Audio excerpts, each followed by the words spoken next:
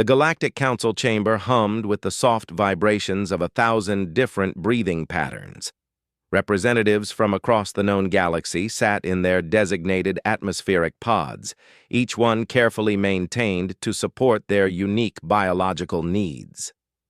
The Zephyrians floated in their methane-rich environment, their translucent bodies pulsing with bioluminescent patterns. The crystalline Carthan clicked and chimed in harmonious frequencies, while the aquatic Nereans swam lazily in their pressurized water spheres. At the center of it all, the newest members of this ancient assembly sat quietly in their simple oxygen-nitrogen pod.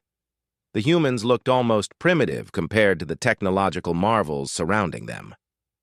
Ambassador Sarah Chen adjusted her modest diplomatic uniform and reviewed her notes one final time. Beside her, military liaison Colonel Marcus Rivera maintained his stoic expression, though his eyes constantly scanned the chamber with practiced awareness. High Chancellor Vexithara of the Dominion Coalition raised one of his 6 arms, and the chamber fell silent. His species, the Vorthok, had been the unofficial leaders of the Council for over 3 millennia. Their pale, elongated forms and multiple limbs gave them an air of ancient wisdom that most species respected. "We gather today to address a most concerning matter," Vexthara's voice resonated through the universal translators. "The human species has been part of our council for merely 50 standard cycles, yet they have already begun to complicate our established order." Ambassador Chen felt her jaw tighten, but she maintained her diplomatic composure. The past 50 years had been a delicate dance of integration for humanity. When the galactic community had first made contact, humans were seen as a curiosity, a young species that had barely escaped their home system, possessing primitive technology but showing remarkable adaptability.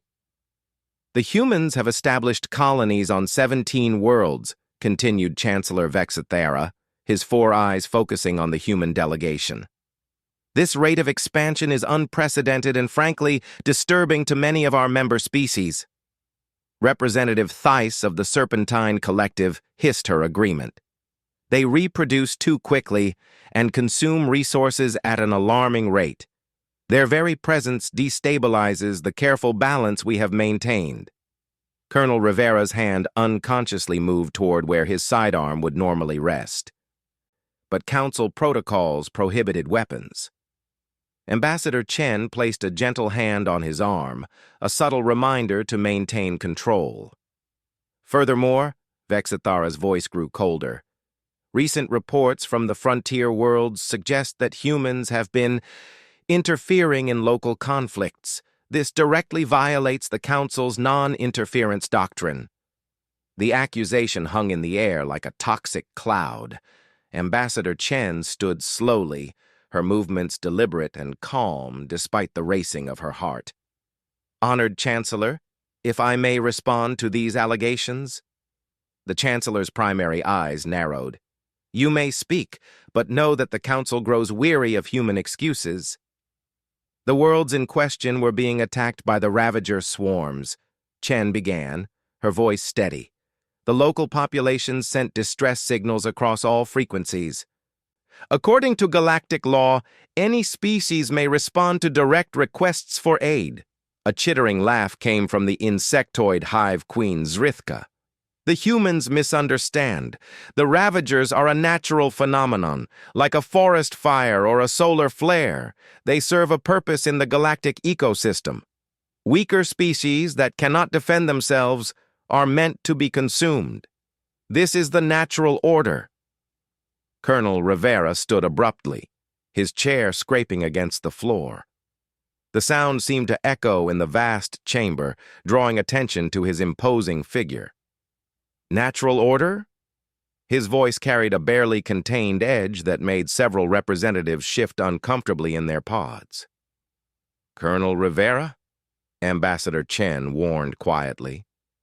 But the damage was done. Rivera stepped forward, his movements predatory and precise. You're telling me that you sat back and watched entire civilizations be slaughtered because it was natural? The temperature in the chamber seemed to drop. Many of the representatives had never seen a human display anger before. They had always appeared so controlled, so diplomatic. But now, something primal and dangerous flickered in Rivera's eyes. The Kepler-7 colony, Rivera continued, his voice growing stronger. 40 million Helian farmers and their families. The Ravagers tore through their cities like they were made of paper. We received their final transmission, children crying for their parents, mothers holding babies while acid rain dissolved their homes. High Chancellor Vexithera's secondary arms began to twitch, a sign of agitation among his people. The humans grow emotional. This is precisely why younger species are not suited for council membership. You want to know what happened when we arrived? Rivera ignored the Chancellor completely, his attention fixed on the Hive Queen. The Ravagers had been there for 6 months.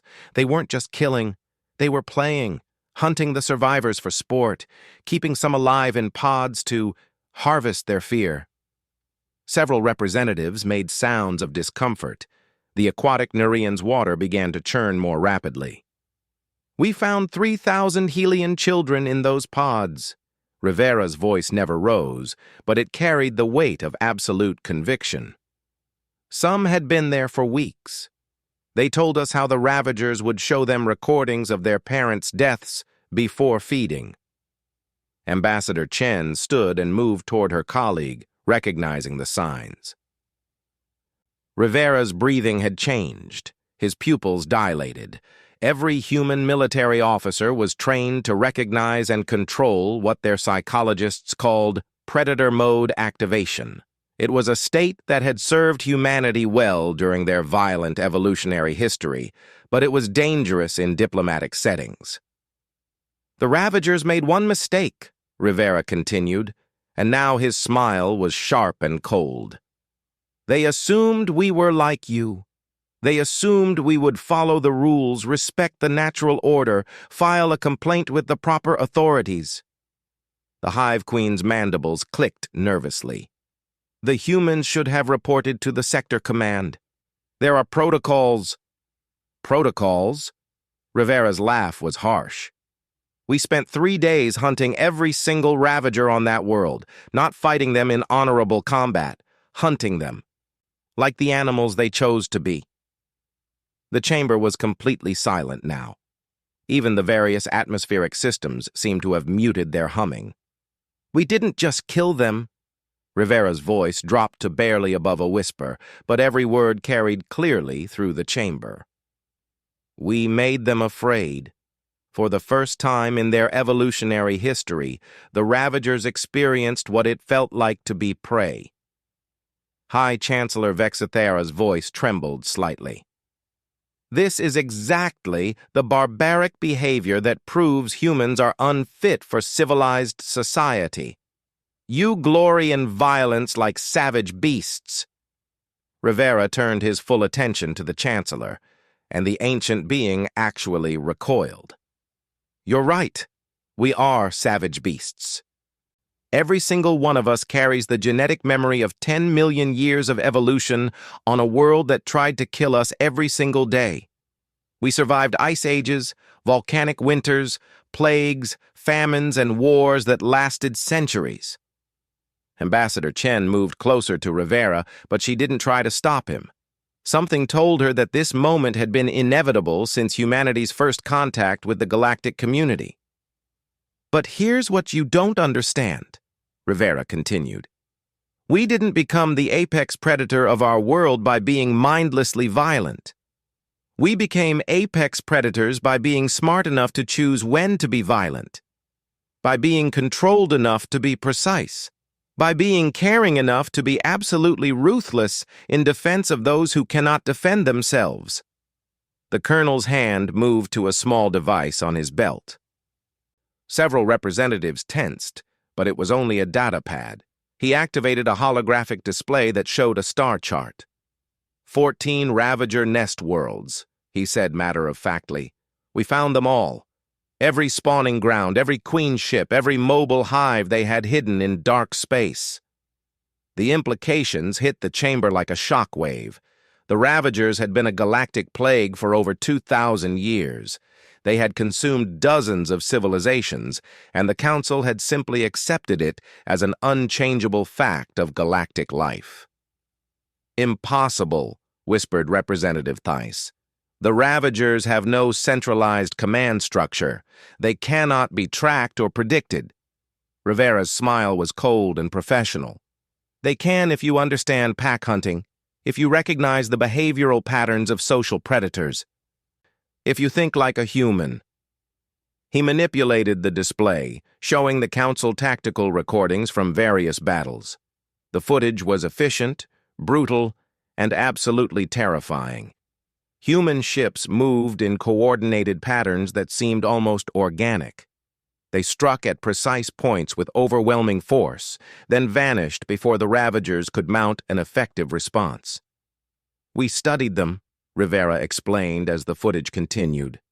"Learned their breeding cycles, their feeding patterns, their communication methods, and then we did what humans do best."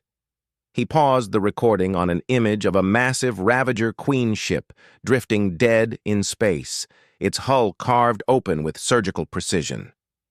"We systematically eliminated every single threat they posed to peaceful species in this galaxy." The silence in the chamber was deafening. Many of the representatives stared at the tactical display with a mixture of awe and horror. The crystalline Carthan were emitting discordant frequencies that spoke of deep distress. High Chancellor Vexathara's voice was barely a whisper. You exterminated an entire species?" Ambassador Chen stepped forward, her diplomatic training finally overriding her shock at Rivera's revelation. "The Ravager situation has been resolved. Humanity takes full responsibility for our actions and is prepared to face any consequences the Council deems appropriate." But Rivera wasn't finished. He deactivated the display and looked directly at each representative in turn. "But understand this. We didn't do it for glory. We didn't do it for territory or resources. We did it because it was necessary. Because someone had to." His gaze settled on the Hive Queen. "You call it the natural order when innocent people die. We call it a problem to be solved. You accept horror as inevitable. We see horror as a challenge." The colonel straightened his uniform and stepped back, his moment of predatory intensity fading but not disappearing entirely. "The Council can judge us however it wishes. Expel us, condemn us, try to punish us. But the next time your natural order threatens innocent lives, remember this moment. Remember that there is a species in this galaxy that refuses to accept that anyone has to die just because it's always been that way." Ambassador Chen moved to stand beside her military liaison, and for the first time since joining the Council, she felt truly proud to be human. "The human delegation will await the Council's decision," she said formally. As they turned to leave their pod, the chamber remained silent. But in that silence, something had fundamentally changed. The galactic community had just learned that there was a predator among them that hunted other predators. And for the first time in millennia, the truly peaceful species of the galaxy felt something they hadn't experienced in generations: hope that they might actually be safe. The humans walked out with the measured pace of diplomats. But every representative in that chamber could sense the controlled lethality in their movements. They moved like creatures that had fought their way to the top of the food chain and had never forgotten how to kill. Outside the chamber, Ambassador Chen and Cole 3 standard cycles had passed since Colonel Rivera's revelation in the Council chamber, and the reverberations were still being felt across the galaxy. Ambassador Chen sat in her office aboard the human diplomatic station, orbiting the neutral world of Concordia Prime, reviewing intelligence reports that painted a picture of a galaxy in transformation. The immediate aftermath of Rivera's speech had been predictably chaotic. 17 species had formally demanded humanity's expulsion from the Council. The Dominion Coalition had attempted to impose economic sanctions. 3 major trade routes had been temporarily closed to human vessels. But something unexpected had happened in the weeks that followed. A soft chime indicated an incoming priority message. Chen activated her secure communicator and found herself looking at the concerned face of Admiral Elena Vasquez, head of Human Fleet Operations. "Sarah, we need to talk," the Admiral said without preamble. "We're getting reports from across the galaxy. Things are happening." "What kind of things?" "The kind that prove your boy Rivera might have started something bigger than we anticipated." Chen gestured for the Admiral to continue. "Tell me." "Kepler 7 system, where the Ravager attack happened. The surviving Helian population has been active. They've requested formal military training from Earth Command. Not just defensive strategies, but full combat doctrine." Chen felt a chill run down her spine. The Helians were one of the most peaceful species in the galaxy. Traditionally, subsistence farmers who had never developed significant military capabilities. "Admiral, please tell me we declined." "We did, initially. But then we started getting similar requests from the aquatic Nereans, the Sylvan Collective, even a faction of the crystalline Carthan. 43 species have made formal or informal inquiries about human military cooperation in the past 6 weeks. The implications were staggering. Chen stood and began pacing her office, a habit she'd developed during her diplomatic career. This could destabilize the entire galactic order. "It already has," Admiral Vasquez replied grimly, "but not in the way we expected." Before Chen could respond, her aide's voice came through the intercom. "Ambassador, you have an urgent visitor. High Counselor Lyrian of the Altarian Republic requests an immediate audience. She says it's a matter of galactic security." Chen exchanged glances with Admiral Vasquez through the communication link. The Altarians were known for their neutrality and careful diplomacy. For their High Counselor to request an urgent meeting was unprecedented. "Send her in," Chen said. "Admiral, I'll contact you after this meeting." High Counselor Lyrian entered the office with the graceful movements typical of her species. The Altarians were humanoid in general shape, but taller and more ethereal, with skin that seemed to shimmer like starlight. Despite their physical beauty, they were known throughout the galaxy for their sharp intellects and political acumen. "Ambassador Chen," Lyrian said, her voice carrying the musical quality common to her people. "Thank you for seeing me on such short notice." "Of course, High Counselor. Please have a seat. How can humanity assist the Altarian Republic?" Lyrian settled into the offered chair with fluid grace, but her expression remained serious. "I'm afraid it's quite the opposite. I come bearing information that suggests humanity may be in more danger than you realize." Chen felt her diplomatic instincts sharpen. "What kind of danger?" "The reaction to Colonel Rivera's revelation has been mixed throughout the galaxy. While many peaceful species view humanity with new hope, others see you as an existential threat to the established order." This wasn't entirely unexpected, but Chen motioned for the counselor to continue. 3 days ago, I attended a closed session of the Apex Predator Coalition. It's an informal group that includes the Vorthak Dominion, the Serpentine Collective, the Hive Queens, and several other militarily powerful species. They consider humanity's actions against the Ravagers to be an act of unprovoked genocide. Chen's blood ran cold. The Apex Predator Coalition was exactly what its name implied, a loose alliance of the galaxy's most dangerous military powers. They had never formally challenged the Council's authority, but their combined forces could devastate any single species. "They're planning retaliation?" Chen asked. "Worse." Lyrian's shimmer seemed to dim with worry. "They're planning what they call a correction. They believe that humanity's predatory nature makes you unsuitable for galactic civilization. They intend to forcibly relocate your entire species to a quarantine zone in the Outer Rim. The audacity of the plan was breathtaking.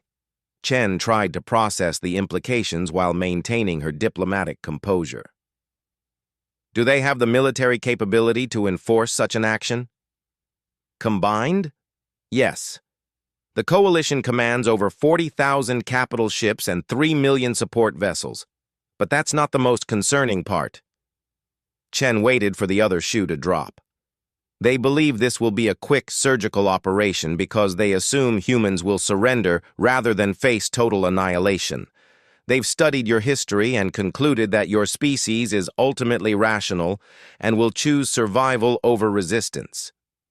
Despite the gravity of the situation, Chen couldn't help but smile slightly. They've studied our history and concluded we're rational? Indeed. They point to examples like your Cuban Missile Crisis, where nuclear powers stepped back from mutual destruction. They believe humans are ultimately pragmatic. Chen activated her secure communication system and sent an emergency signal to Admiral Vasquez and Colonel Rivera. This conversation needed to be on the record. High Counselor, may I ask why you're sharing this intelligence with us?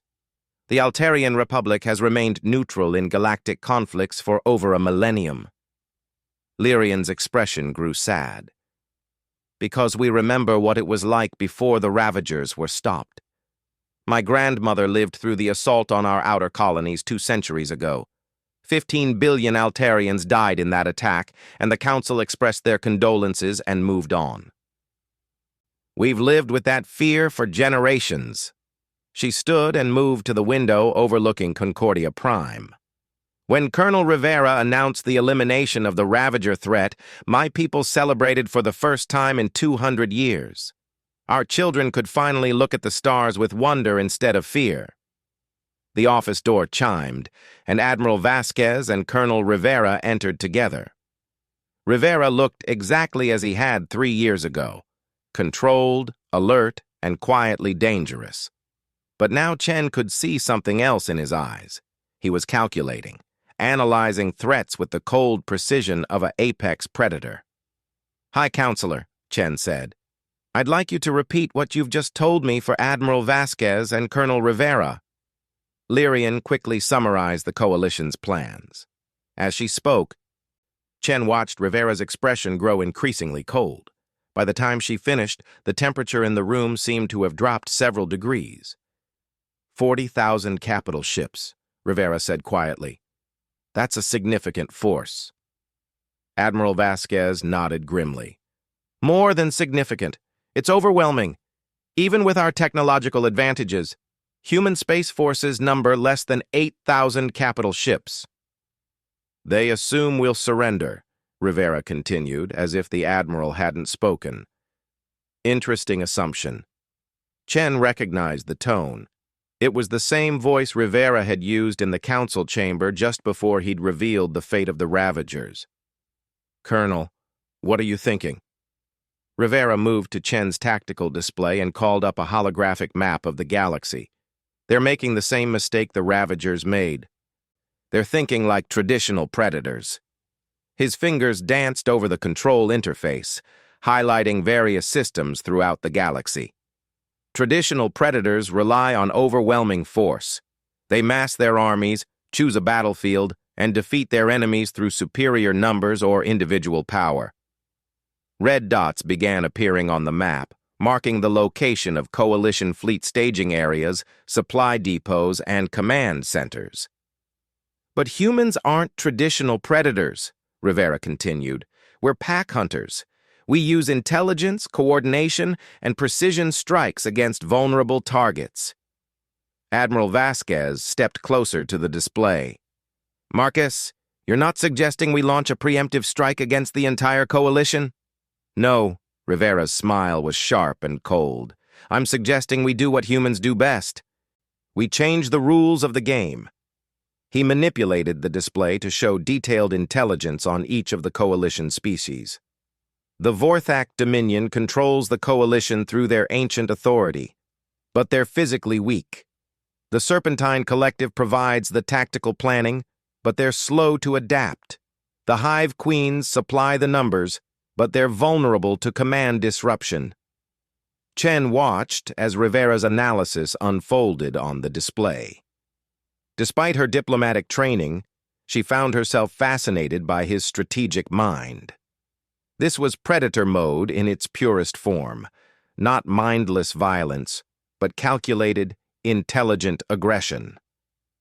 "The coalition assumes this will be a conventional war," Rivera said. "Fleet against fleet, soldier against soldier. But we don't fight conventional wars." High Counselor Lyrian had been watching the display with growing amazement. "You're planning to target their infrastructure rather than their military forces?" "Partially," Rivera confirmed. "But infrastructure is just the beginning. The real target is their ability to maintain unity. The coalition holds together because each species believes they're stronger together than apart. We need to prove them wrong." Admiral Vasquez looked troubled. "Marcus, what you're describing sounds like asymmetric warfare on a galactic scale. The potential for collateral damage will be minimal," Rivera interrupted, "because we're not going to target civilian populations or peaceful worlds. We're going to target the systems that allow the coalition to project power." He highlighted specific installations on the map. The Vorthak maintain their authority through a network of communication relays that connect their core worlds. The Serpentine Collective relies on automated manufacturing worlds that produce their war machines. The Hive Queens coordinate through quantum-entangled command nodes. Chen began to understand. "You want to blind them, deafen them, and disconnect them from each other." "Exactly. And then we let them destroy themselves through paranoia and mistrust." Rivera called up historical data on previous coalition conflicts. They've never fought an enemy that couldn't be intimidated or overwhelmed. They've never faced an opponent that refused to play by the established rules. High Counselor Lyrian spoke quietly. "This is exactly what they fear about humanity. Your willingness to break the established order." "Good," Rivera replied without hesitation. "Fear makes enemies cautious. Cautious enemies make mistakes." Admiral Vasquez studied the tactical projections Rivera had created. Despite her concerns about the ethics of the plan, she couldn't deny its potential effectiveness. "The logistics would be staggering. We'd need to coordinate simultaneous strikes across thousands of light years." "Which brings us to the most important part of the plan," Rivera said. His expression grew more serious. "We won't be doing this alone." He activated a new section of the display, showing the 43 species that had requested military cooperation with humanity. Every one of these requests came from species that have been victimized by the coalition in the past. The Helians lost their homeworld. The Narians have been forced to pay tribute for centuries. The Sylvan Collective has been strip-mined for resources. Chen felt a chill of recognition. "You want to create a counter-coalition." "Not a coalition," Rivera corrected. "A pack. Coordinated, precise, and absolutely committed to protecting each other." The room fell silent as the implications sank in. What Rivera was proposing wasn't just a military operation, it was a complete restructuring of galactic power dynamics.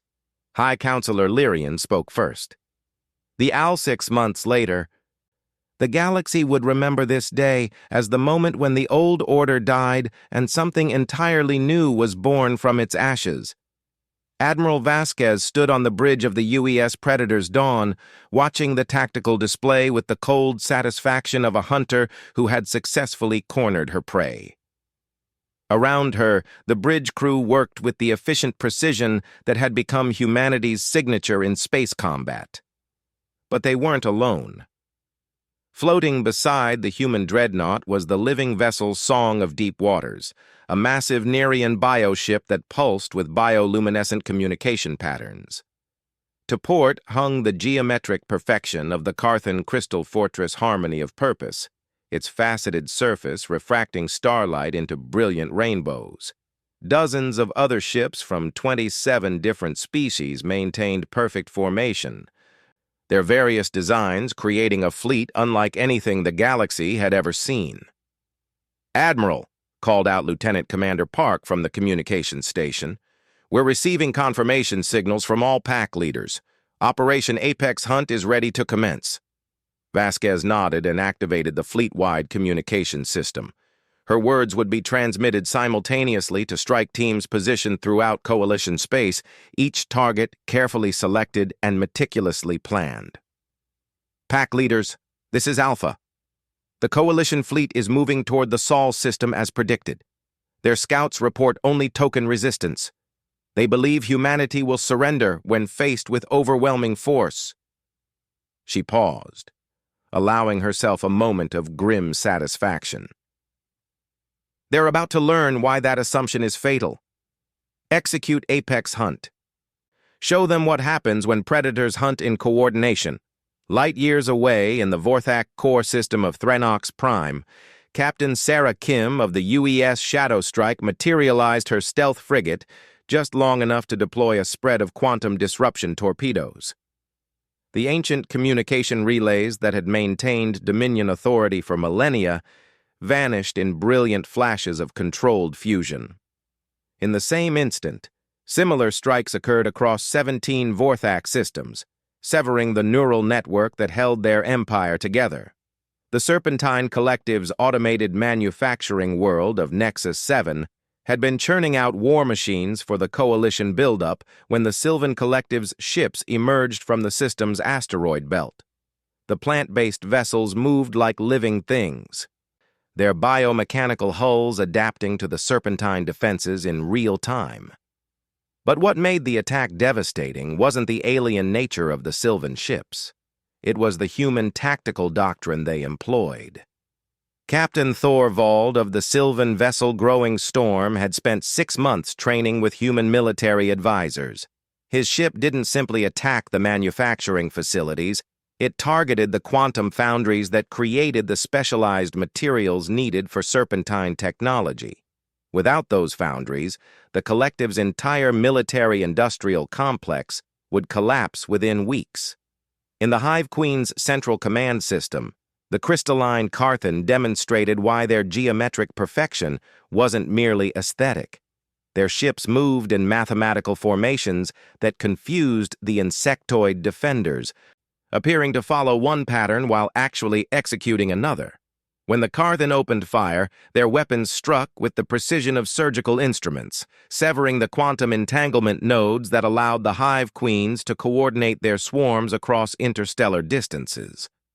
But the most shocking strike occurred in the Galactic Council chamber itself. High Chancellor Vexathara was addressing an emergency session when Ambassador Chen walked calmly into the chamber, accompanied by representatives from 27 species. The dramatic entrance violated every protocol in the Council's ancient procedures, but Chen's expression made it clear that protocols were no longer relevant. "High Chancellor," Chen said, her voice carrying clearly through the chamber without the need for amplification. "I believe you've been trying to reach humanity regarding some kind of military action?" The Chancellor's 4 eyes focused on her with undisguised hatred.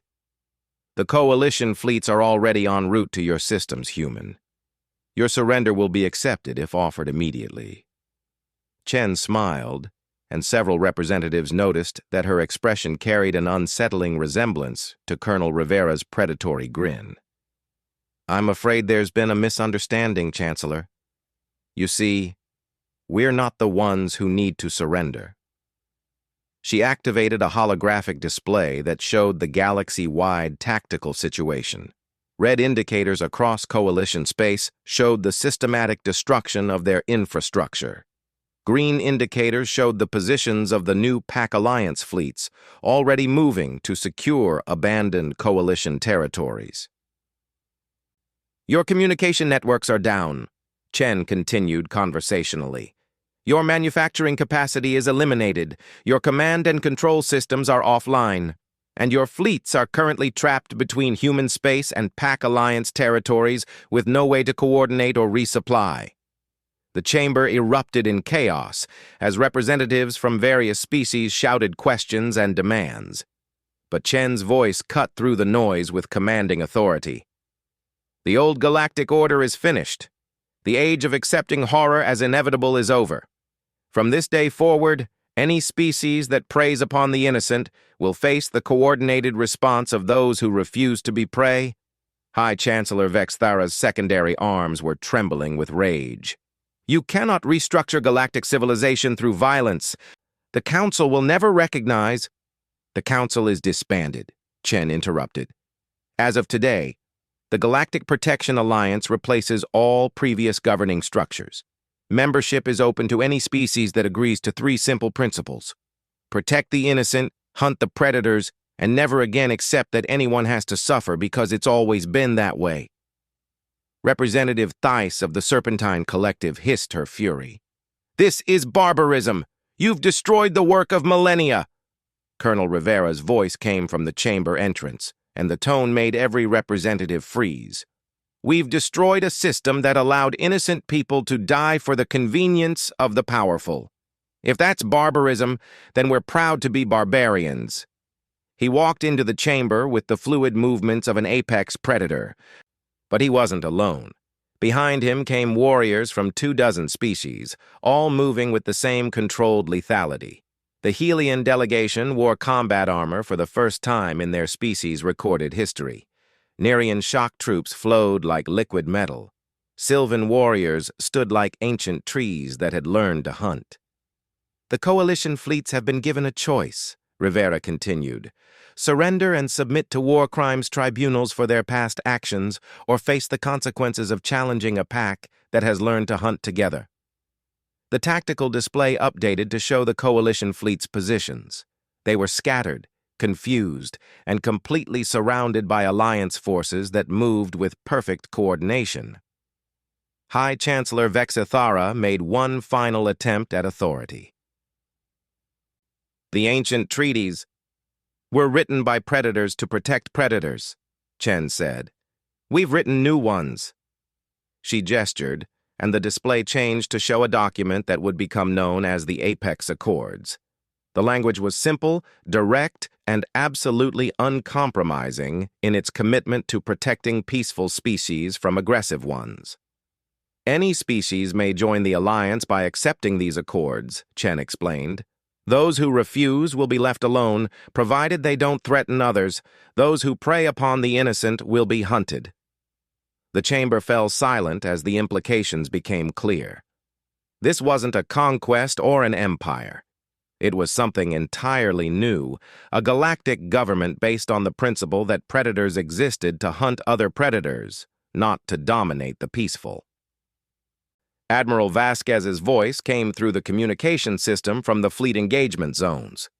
Ambassador, I'm receiving surrender signals from coalition fleets across 7 sectors. They're requesting terms.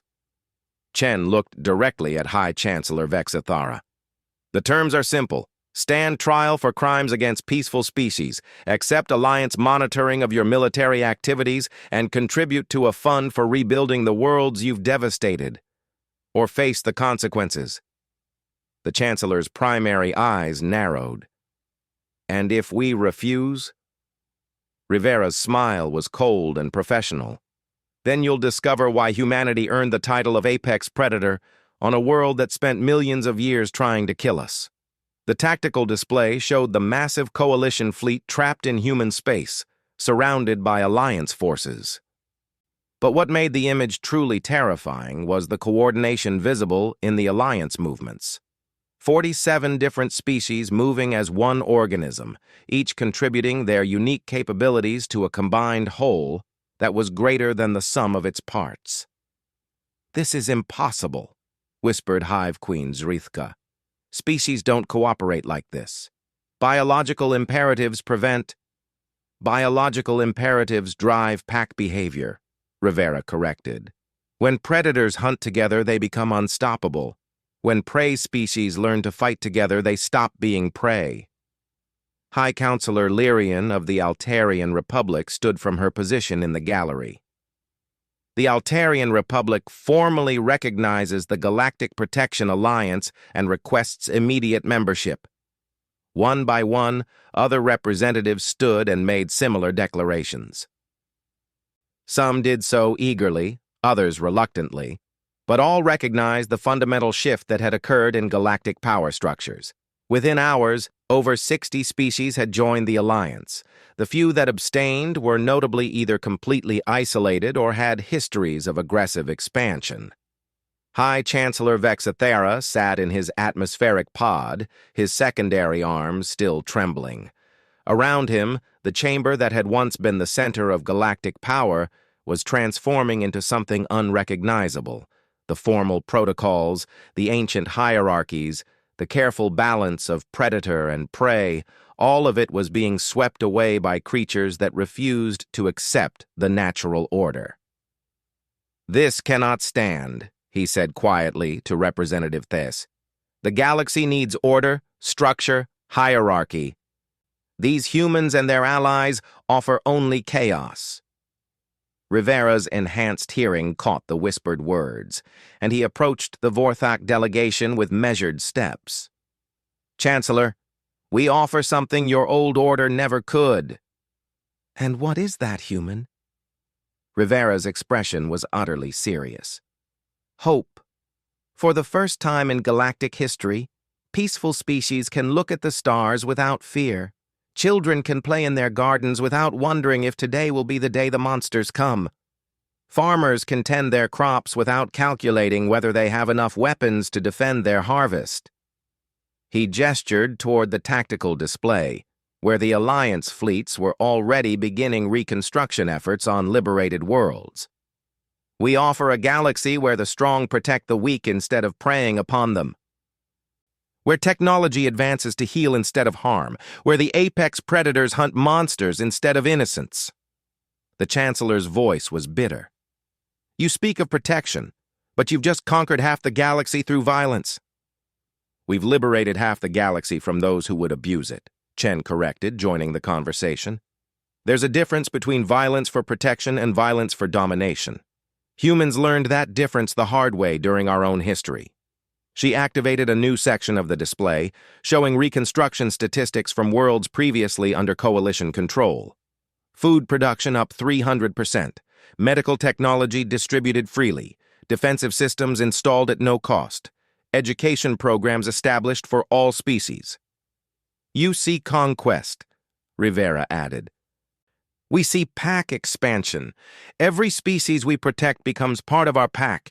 Every world we defend becomes a territory we guard. Every peaceful civilization becomes something we would kill to preserve."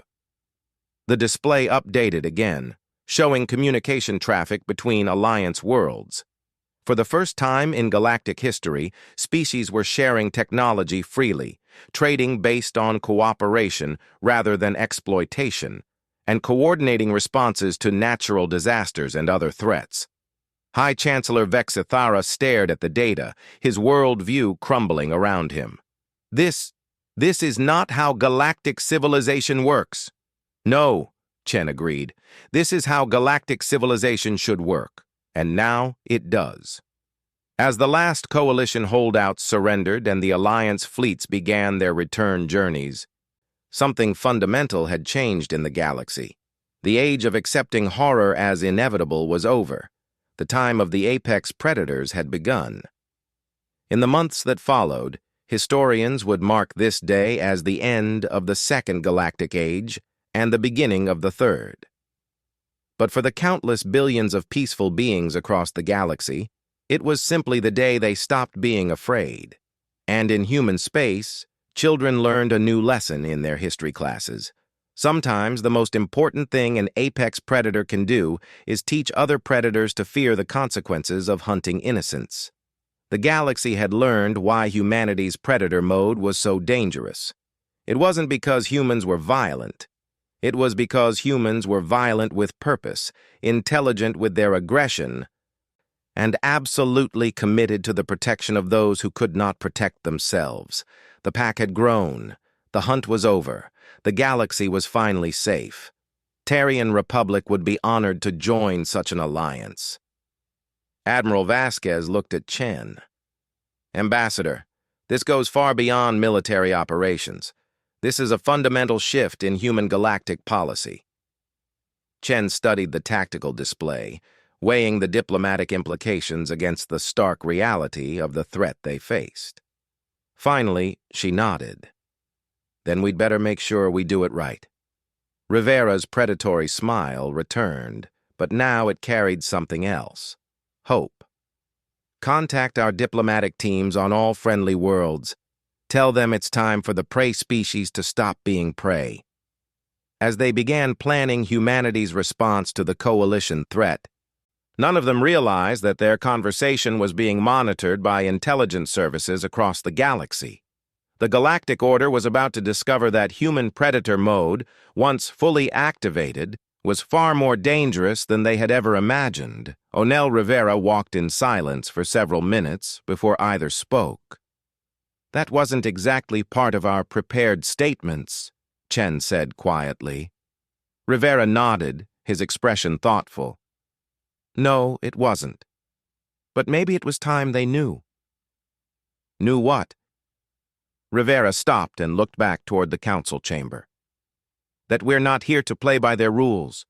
We're here to protect the innocent and hunt the monsters. Everything else is just politics."